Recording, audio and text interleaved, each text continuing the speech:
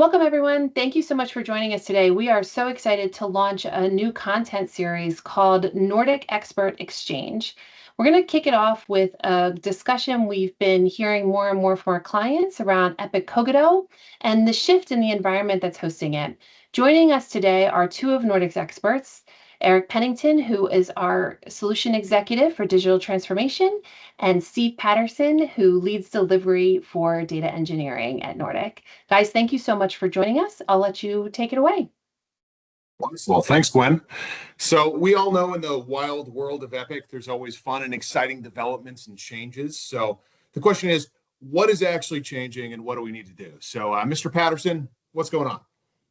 Yeah, thanks. Thanks, Eric. Great to be with you guys. Really, at the simplest level, this is about moving away from Oracle-based Cogito environments. So Epic has shared with its clients that support won't extend beyond 2027 for Oracle-backed Clarity. And that's what's making this feel a lot more urgent for organizations now. Yeah, and I imagine it's not just the timing, it's how we sequence all this and fit it in with other ongoing projects. So what are you seeing that's being impacted the most right now? Is it certain types of organizations that are being impacted? Is there a certain profile of organizations that are going to be most impacted by this, Steve? Yeah, great question. It really affects any Epic organization running Clarity on Oracle. So for many clients, it's very relevant right now. And what's interesting is a lot of teams start by actually thinking this is mainly an IT project. But that ain't it. That's not what's going on. Yeah, no, we're seeing the conversations quickly expand beyond IT because reporting really supports clinical, operational, and financial decisions across the organization. So many different facets are impacted by this. Interesting. So one thing that I'm hearing a lot from organizations I'm talking to, and I find myself having to sort of explain away is, isn't this just a database swap? So when you're talking with clients about this, where do you usually start? Yeah, that's probably the biggest misconception. So you're not really just moving data, you're moving mission critical logic and assets and dependencies. And in most environments, that logic has built up over years. Custom objects, data pipelines, integrations, and all of it is tied into how the organization actually runs. And I'm guessing there's a point at which the team realizes, hey, this might be a little bit bigger than what we allotted for. Yeah, that's right, Eric. So it's not just standing up a new environment, but it's making sure everything connected to it still works the way people relied on it to work in the past. And there's also a rationalization opportunity in this as well. And what I mean by rationalization is really ensuring that whatever is migrated to the new environment is essential and truly needed. And where are you seeing clients run into challenges once they start really digging into this work? A big one is visibility. A lot of organizations don't fully know what's sitting in their Clarity environment today. And what does that look like functionally? So seeking to answer questions like what assets do we actually have here, really getting granular into stored procs, tables, views, synonyms, all of the technical details, and then what's actively used versus not used. And then how do those pieces connect? Without that visibility, teams end up reacting instead of planning, and they waste a lot of effort on migrating unnecessary objects. And I imagine reporting comes up a lot in these conversations too, Steve. Yeah, it does. Clients are asking, how do we make sure nothing breaks after this is done, after we go live, after we go to production? And in a lot of cases, you're talking about hundreds, actually, if not thousands of reports that all need to be checked and validated and ensured that they're working properly. I imagine that's when the CEO gets a phone call if that breaks down. That's probably where people are getting the saltiest, right? Yeah, no, that's definitely the issue in ensuring that all these downstream impacts of these data foundation changes are considered. That's the essential part for success here. What are you seeing, Steve, with the most common mistakes that organizations are making as they start planning for and executing on this? Yeah, so going back to something I said a few minutes ago, a common misconception is treating it only like an IT task. It usually starts there, but the impact reaches much further because of the reach of reporting across the organization. So teams really, what we've seen is they tend to underestimate how many reporting dependencies they've built up over time. And in some cases, they simply wait too long to assess what's actually in the environment, which makes everything feel more rushed once the timeline becomes real and they've got deadlines that have been communicated perhaps from the top, and so it becomes this scramble mode. And to maybe focus more on the positive side, what are you seeing from organizations that are very successful in doing this well? The ones that are doing this well usually start with a structured assessment. One of the first questions we get is, where do we start? And the answer is usually an assessment to understand what's actually in the environment. That's the first thing that we do when we come in, and we have a set of diagnostic processes that seek to assess this and catalog and create an inventory. And what are the details of that assessment? Like what does this assessment need to cover? So it's essentially mapping out custom objects, any dependencies, data pipelines, what's in scope to migrate versus out of scope. There's work sessions likely and conversations that need to be had on, hey, are these schemas in scope? Are these schemas in scope? Those types of granular details, and that upfront visibility changes everything and makes a big difference.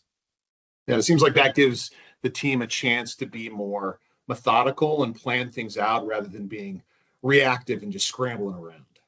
Yeah, it does. And execution becomes more phased and controlled, and we're not trying to tackle everything at once. So there's a plan, there's deliverables, there's marching orders. It's not just this big mass of like uncertainty. Yeah, well, that makes me think about the three-letter word. Well, it's a two-letter word, two-letter acronym, but AI. AI. Everybody's talking about it, so we're hearing about it broadly across healthcare. But how does it apply here? Is this something we can use to accelerate? Yeah, that's a great question. And yes, especially for things like PL SQL, Oracle PL SQL to T-SQL to SQL Server, SQL translation, AI and even agents can speed up parts of the work, but it really still needs proper validation to ensure accuracy. And the way I like to say it is that validation by certified Epic experts. So what would you say to an organization, a CIO that's listening to this and thinking to him or herself, we haven't started. Are we far behind? Do you have an answer to that? Yeah, no, I definitely do. There's still time. The earlier you start, the more options and flexibility you have. I mean, obviously, we'd love to be part of that conversation, but start the conversations early, and you'll have more options. Sounds like the main consideration here is really giving yourself enough time to do this intentionally and thoughtfully. Yes, definitely, and that's where the earlier you start, the more control over the timeline, the sequencing, and the risk, and so forth. Definitely. And from what you're seeing, is getting that level of visibility still the most important thing to do first? Yeah, I think it is. That baseline understanding of what the inventory is really critical. If you don't know what you have, it's hard to build the right plan, and then therefore it's hard to execute on that and deliver and get to the end state intact, on time, on budget, et cetera. So is it fair to say the teams and organizations that are struggling the most with this are usually the ones that are trying to take on too much too quickly? Yeah, yeah. I mean, I think that's true. It's easy to underestimate this work because you think, oh, how hard could it be to migrate Oracle SQL to SQL Server SQL? But the teams that handle this best usually chunk up the work, usually phase it out instead of trying to do everything in one shot. And another thing that I'm hearing from organizations here is obviously Epic makes mandates. They tell us what to do, and we do what they say. So this is one of those things potentially. Is there any upside just aside from checking an Epic, good install box here? Yeah, I think there is. At a basic level, it gets an organization aligned to Epic's roadmap and into a supported environment. And then also the more strategic conversations are about what this unlocks and the future possibilities. Yeah. What does this unlock? Yeah, really a more modern analytics foundation, data foundation, greater scalability, flexibility, faster access to data, opportunities to step into more modern data architecture and cloud possibilities, certainly. So as a director of data and analytics internally, or whomever I might be at the customer side, if I'm trying to socialize this internally, how should I frame this? Is it a technical migration, or reporting risk, or a broader analytical strategic decision? I mean, I think it's all of those. It really starts as a technical migration, but it shouldn't stay framed that way for most organizations. It's also a reporting continuity issue and longer term an analytics strategy decision. So I think it does encapsulate all of those. The technical work, yes, matters very much, of course, but what usually gets leadership attention is the operational risk if reporting breaks and it's not supported by Epic anymore, the downstream impacts of that. And the opportunity to come out of this project with a stronger analytics foundation is essential. So for organizations that are thinking about this longer term, this can be more than just a checkbox. It could be a way that an organization can modernize their data infrastructure. Yeah, exactly. Okay. Well, if we take a step back, it feels like what we're hearing from various organizations in the industry is that this is a really intense lift, but it's also something that they want to be more intentional about. Yeah. And the organizations that are starting early again are taking a structured approach, and they're the ones that feel less reactive and more in control. Um, the difference really there is whether it feels like a fire drill or something you actually were intentional and planned to do and are prepared for. At the end of the day, it's happening. It's coming either way. Yeah. Yeah, it is. I think for a lot of teams, the question becomes whether or not they have the internal capacity to do this alone, or whether they would need to partner or look outside to move faster and reduce risk. Right. Yeah, that's a common question.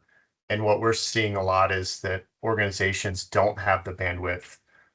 In some cases, they don't have the specific experience to take this on alongside everything else on their plate. Their business as usual aspects of teams, clients that they support, internal and external, all of the things that are on their plate. It's very hard to juggle this as well. So where we usually help is from the beginning, understanding the environment, helping shape the plan, and then supporting execution in a way that minimizes disruption to the business as usual.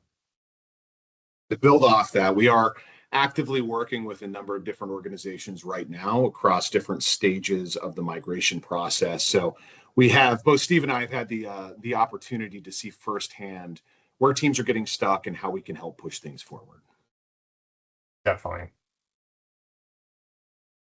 I'd like to turn it back to Gwen. Yes, thank you guys so much. That was a great conversation, and it's really good to hear that even though mandates might come down from on high, a lot of times there are immense benefits regardless, with the due diligence and the pre-planning work. We have a couple of questions. You guys open to answering some? You've got some time? Sure. Got All nothing right. else planned, Gwen. Let's go. All right, thank you. All right, so we've got someone asking, we're still on Oracle today. Is this actually something we have to do? Can we wait a while? I'm sure these clients are pressed with priority lists. Steve, I'll defer to Steve. How are you answering that, Steve? Yeah, for organizations still running Epic Clarity on Oracle, migration to Microsoft SQL Server on either cloud architecture, Azure or AWS, or on-prem is required. Epic announced that it will end support for Oracle-based Cogito environments in 2027. So it is coming. So the question really isn't whether organizations will need to move. It's how will they move and how fast do they want to approach it? Okay. And what's driving the complexity behind this compared to other platform changes that we've done? That's a really good question. So, what tends to surprise clients about the complexity once they start digging in, Steve? The biggest factor is how interconnected these environments are. Clarity often has deep dependencies, custom objects, reporting logic, and data pipelines that have built up over time. Again, though, it's not just moving a database. You're also translating logic, especially things like PL SQL code, stored procedures, other objects, and that's where the effort becomes more significant than many teams initially expect. Okay. This one just came in. My biggest concern is reporting. How do we make sure dashboards and reports don't break during this transition? Yeah, that's a big one. What do you think, Steve? And it should be, right? One of the biggest areas of focus is making sure that these operational, these clinical and financial reports continue to work in the new environment, because that's the business, the operations, everything hinges on that. So the way we approach this is to systematically repoint and validate reports and dashboards against the new SQL environment to make sure that teams can trust their data on day one in the new environment. Okay. And can I know you know this one was coming, right? AI is such a buzzword. Can AI actually help with this migration, or are we just capitalizing on what the market is saying right now? Good question. And Steve, what do you think? Yeah, it can help in targeted ways. It's not yet a set it and forget it solution, like just I'm going to dump all my code in here, it's going to do the work and we're done with this project in a day. It's not that at all, but it can help in targeted ways. Translating code to T-SQL can speed up parts of the work. We're certainly building in accelerators into our projects, but it still needs experienced review and validation. I would explain our approach as AI assisted and engineer validated by Epic certified experts, which is an important distinction. So we're not just throwing a bunch of code in a tool and having it translate it. We're using some accelerators, but we're validating this with our own Epic certified experts. Okay. How can an organization tell whether it's still a reasonable timeline or if they are starting to fall behind? This one's very practical, very tactical. I love a good tactical question. What do you think, Steve? It is. Yeah, a lot of it comes down to readiness and planning maturity. If an organization has a clear view of what's in the environment, understand its major dependencies, and has identified the teams and the people that need to be involved, they're usually still in a good position. Where teams start to fall behind is when they haven't done the initial assessment, they're still treating this as an IT only effort, or they're waiting to define a plan until the timeline feels urgent.